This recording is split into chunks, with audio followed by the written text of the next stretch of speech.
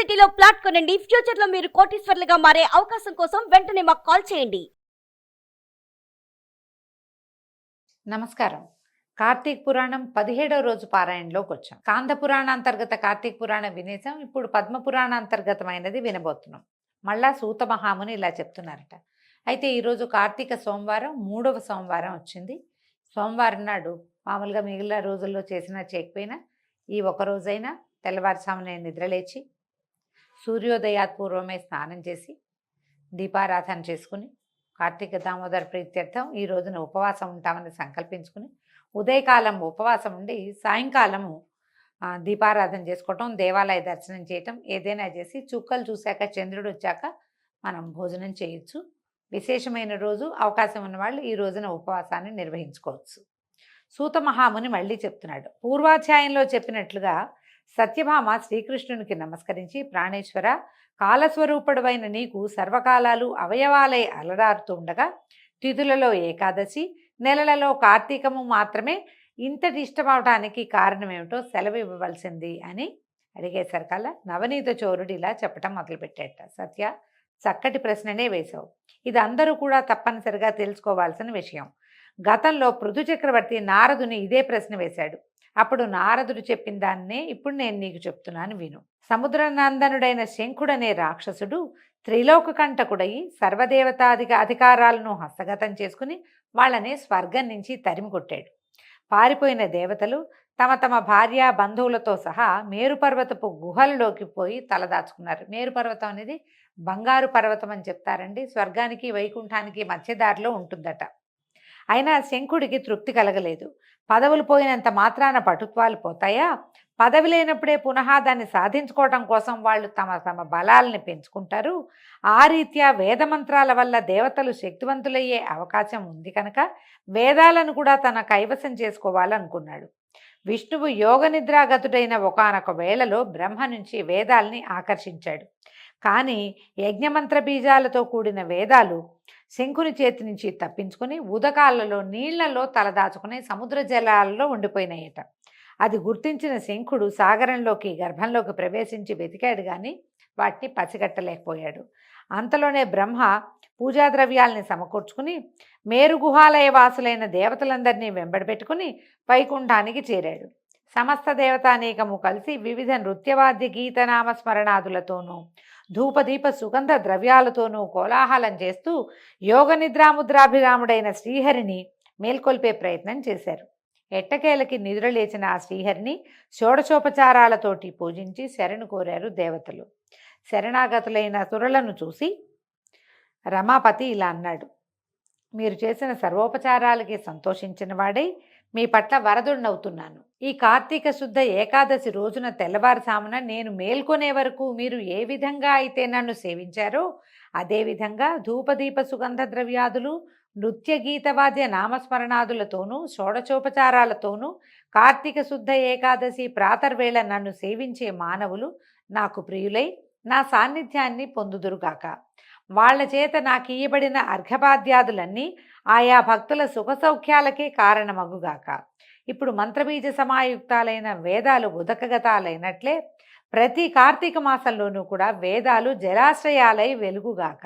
నేను ఇప్పుడే మీనావతారుడనై సముద్ర ప్రవేశం చేసి శంఖుని సంహరించి వేదాలను కాపాడదనుగాక. ఇక నుంచి కార్తీక మాస ప్రాతర్వేళ మానవులచే చేయబడే నదీ స్నానం అవబృధ స్నాన తుల్యమగునుగాక. మరియు ఓ మహేంద్ర, కార్తీక వ్రతమును ఆచరించిన వారందరూ నేను వైకుంఠమును నీవు స్వర్గమును పాలించడం మనకి సహజమైనట్లుగానే పుణ్యలోకాల్ని పొందదగి ఉన్నారు. ఇది ఎంత విశేషంగా చెప్పారో చూడండి. ఓ వరుణదేవ, కార్తీక వ్రతనిష్ఠుల కార్యాలకు విఘ్నాలు కలగకుండా రక్షణ చేసి పుత్రపౌత్ర ధనకనక వస్తువాహనాది సమస్త సంపదలు అందించు. ఓ కుబేరా, ఏ కార్తీక వ్రతాచరణ చేత మానవులు నా యొక్క సారూప్యాన్ని పొంది జీవన్ముక్తులవుతున్నారో అటువంటి వాళ్ళందరికీ నువ్వు నా ఆజ్ఞానుసారంగా ధనధాన్య సమృద్ధిని కలిగించాలి. ముక్కోటి దేవతలారా, ఎవరి కార్తీక వ్రతాన్ని జన్మవ్రతంగా భావించి విద్యుక్త విధానంగా ఆచరిస్తారో వాళ్ళు మీ అందరి చేత కూడా పూజించదగిన వారుగా తెలుసుకోండి. మేళతాళాలతో మంగళవాద్యాలతో మీరు నన్ను మేల్కొల్పిన ఈ ఏకాదశి నాకు అత్యంత ప్రీతికరమైనది. అందువలన కార్తీక వ్రత ఏకాదశి వ్రతాలనే ఈ రెండింటినీ ఆచరించడం ద్వారా నా సాన్నిధ్యాన్ని సులువుగా పొందగలరు. దీనికంటే నా సాన్నిధ్యాన్ని పొందగలిగిన మార్గం ఇంకొకటి దగ్గర దారి లేదని తెలుసుకోండి. తపోదాన యజ్ఞతీర్థాదులన్నీ స్వర్గఫలాన్ని ఇయ్యగలవే కానీ వైకుంఠ పదాన్ని ఇయ్యలేవు సుమా అని చెప్పారు. అంటే వేదాలను రక్షించడానికి భగవంతుడు మీనావతారుడుగా అవతరించే ముందు అప్పుడు కార్తీక మాసమే ఉన్నది. కార్తీక ఏకాదశి నాడే ఆయన యోగ నిద్రలోంచి లేచాడని, అప్పటి నుంచి ప్రతి కార్తీకంలోనూ వేదాలు ఇలాగ సముద్రగతాలుగా అంటే జలగతాలుగా ఉంటాయని మనం ఏం చెప్పుకుంటామంటే, విష్ణువు వ్యాపనశీలుడైన విష్ణువు జలాలలో వ్యాపించి ఉంటాడు. గంగ ద్రవరూపాన్ని ధరించి ప్రతి చోట జలాశయాల్లో ఉంటుందని మనం సాధారణంగా చెప్పుకుంటాం. పురాణాల్లో ఏం చెప్తున్నారంటే, వేదాలు కూడా నదీ జలాల రూపాన్ని పొంది జలాలలో ఉంటాయి కాబట్టి అవబృధ స్నానం అంటే యజ్ఞాంతంలో చేసేటువంటి స్నానం యజ్ఞ ఫలితం మొత్తాన్ని ఇచ్చినట్టుగా ఈ వేదాల స్పర్శతోటి ఉన్నటువంటి జలాలు మనకి ముక్తిని మోక్షాన్ని ఇస్తాయని చెప్తున్నారు. అయితే భగవానుడైన శ్రీ మహావిష్ణువు దేవతలకలా ఉపదేశించిన వాడై తత్క్షణమే మహామత్స్య శాబకమై చిన్న చేపపిల్లగా మారి వింధ్యపర్వతమందలి కశ్యపుని దోసిలి జలాలలో తోచాడు. కశ్యపుడు ఆ చేపపిల్లను తన కమండలంలో ఉంచాడు. మరుక్షణమే ఆ మీనపు కూన పెరిగిపోవటం గమనించి ఆ కమండలం చాలలేదన్నమాట, పెద్ద పాత్రలో ఉంచాడు. పాత్రని మించి మీనపు శాపకం ఈ చేపపిల్ల పెరిగిపోయేసరికల్లా రెప్పపాటులో పెరిగిందట. అప్పుడు ఏం చేశాడు, దాన్ని ఒక నూతిలోకి మార్చాడు. ఆ శఫరీ శిశువు నూతిని మించి ఎదిగిపోవటంతో కశ్యపుడు దానిని ఒక సరస్సులో ఉంచాడు. కానీ విష్ణుమీనం సరస్సుని కూడా అధిగమించి పెద్దదైపోవటంతో దానిని తీసుకొచ్చి సముద్రంలో వదలవలసి వచ్చింది. ఆ మహాసముద్రంలో మత్స్యమూర్తి విపరీతంగా పెరిగి శంఖుని వధించి వాడిని తన చేతి శంఖంగా ధరించి బదరీవనానికి చేరి అక్కడ ఎప్పటి వలె విష్ణు రూపాన్ని వహించి ఋషులను చూసి, ఓ మునులారా, వేదాలు ఉదకాలలో ప్రవేశించి రహస్యంగా దాక్కుని ఉన్నాయి. మీరు వెళ్ళి జలాంతర్గాములైన ఆ వేదాలను వెదికి తీసుకురండి. నేను దేవగణ సమాయుక్తుడనై ప్రయాగలో ఉంటానని ఆజ్ఞనిచ్చాడు. విష్ణువాజ్ఞని శిరసాధరించిన ఋషులు సముద్రంలోకి వెళ్ళి ఆ యజ్ఞబీజాలతో కూడిన ఉన్నటువంటి వేదాన్వేషణ ప్రారంభించారు. ఓ పృథు మహారాజా, ఆ వేదాలలో నుంచి ఆ ఋషులకు ఎవరికెంత లభ్యమైందో అది వారి శాఖ అయినది. వాళ్ళు ఎతకడానికి వెళ్ళారు. ఒక కాగితంగా పుస్తకంగా లేదండి, స్వరసహితంగా ఉన్నాయట. ఎవరు దేన్ని పట్టుకోగలిగారో ఆ శాఖ వాళ్ళదైందనమాట. తదాదిగా ఆయా శాఖలకు వారు ఋషులుగా ప్రభాసించారు. అనంతరము వేదయుతులై ప్రయాగయందున్న విష్ణువుని చేరి వేదాలని తెచ్చామని చెప్పారు. విష్ణువాజ్ఞపై ఆ సమస్త వేదాలను స్వీకరించినటువంటి బ్రహ్మ ఆ శుభవేళను పురస్కరించుకుని దేవతలతోనూ ఋషులతోనూ కూడినవాడై అశ్వమేధ యాగాన్ని ఆచరించాడు. యజ్ఞానంతరము సమస్త దేవ గంధర్వ యక్షపన్నగ గుహ్యకాదులందరూ కూడి శ్రీహరినిలా ప్రార్థించారు. ఓ దేవాధిదేవా జగన్నాయక, మా విన్నపాలను విను.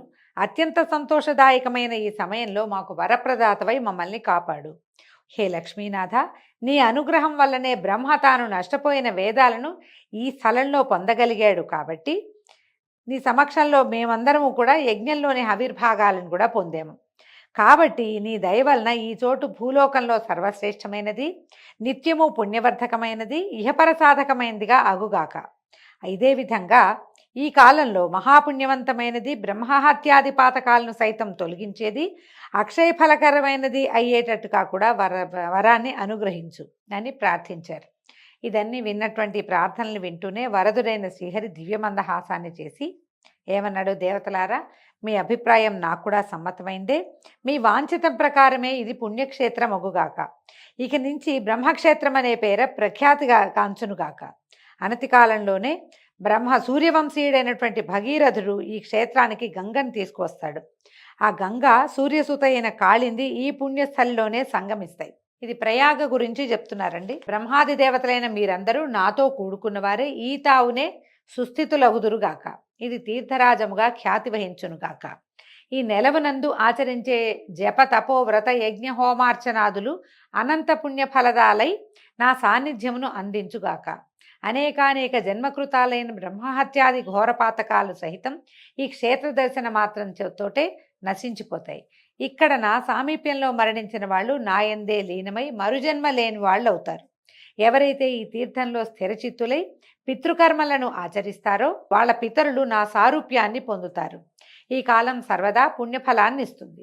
సూర్యుడు మందు ఉండగా ప్రాతస్నానం చేసిన వాళ్ళని చూసినంత మాత్రం చేతనే సామాన్య దోషాలన్నీ సమసిపోతాయి. వాళ్ళకి నేను క్రమంగా సాలోక్య సామీప్య సారూప్య సాయుధ్యాలని ప్రసాదిస్తాను. ఓ ఋషులారా, శ్రద్ధాళువులై వినండి.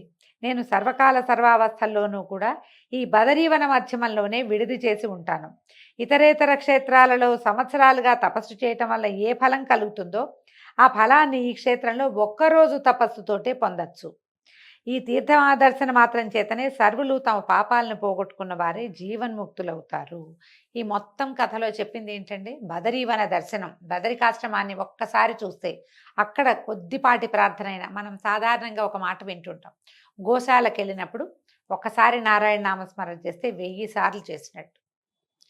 ఏ జపమైనా, ఏ దైవాన్ని తలుచుకున్నా, ఏ దేవనామస్మరణ అయినా సరే, దైవనామస్మరణ శ్లోకమో స్తోత్రమో మనకి ఏ చేతొస్తే తెలుగు పద్యమైనా సరే, అక్కడ ఒకసారి చేస్తే 1000 సార్లు చేసినట్టు. అదే బదరికావనంలో, బదరికాశ్రమంలో చేస్తే కనుక బదరీనాథ్ అని చెప్పుకుంటాం కదా, అక్కడ గనక చేస్తే అది 1,000,000 సంవత్సరాలు తపస్సు చేసిన ఫలితాన్ని ఇస్తుందట. బదరికాశ్రమంలో ఒక్కసారి తపస్సు చేస్తే. తర్వాత ప్రయాగ అని చెప్తున్నారు కదా, ప్రయాగలో సర్వదేవతలు అక్కడే కొలువై ఉంటారని, ప్రయాగలో పితృకార్యాలు చేస్తే, ఇంకా గయాశ్రార్థం అని చెప్పుకుంటాం మనం, అక్కడ ఒక్కసారి కనుక పితృకార్యం చేస్తే ఆ పితరులు విష్ణులోకాన్ని పొందుతారని చెప్తారు. అందుకని మానవుడైన వాడు, భారతీయుడైన ప్రతివాడు కూడా జీవితంలో ఒక్కసారైనా సరే బద్రీనాథుని దర్శించాలని, ప్రయాగలో, గయలో, కాశీలో ఎక్కడైనా సరే తమ తల్లిదండ్రులకి, పితరులకి తర్పణాలు విడవాలని చెప్తారు. విధిగా చేయవలసిందే పురాణాల్లో చెప్పబడుతుంది. అవకాశం ఉన్నవాళ్ళు ఆ సమయాలను బట్టి కుదుర్చుకుని చేసుకోవాలి.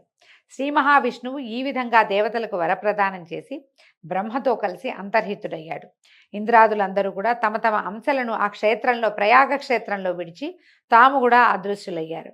ఓ పృథునుపాల, ఈ బదరీవన యాత్రా దర్శనాదుల చేత మానవులు ఎంతటి పుణ్యాన్ని పొందగలరో అంతటి పుణ్యాన్ని కూడా ఈ కథాశ్రవణ మాత్రం చేతనే పొందగలరయ్యా అని నారదుడు చెప్పాడని శ్రీకృష్ణ పరమాత్మ సత్యభామాదేవికి చెప్పినట్టుగా సూత మహాముని సౌనకాది ఋషులకి తెలియజేస్తున్నాడండి. దీంతో ఈరోజు పారాయణ పూర్తయింది. రేపు ఉదయం మళ్ళీ పారాయణతో కలుసుకుందాం. నమస్కారం.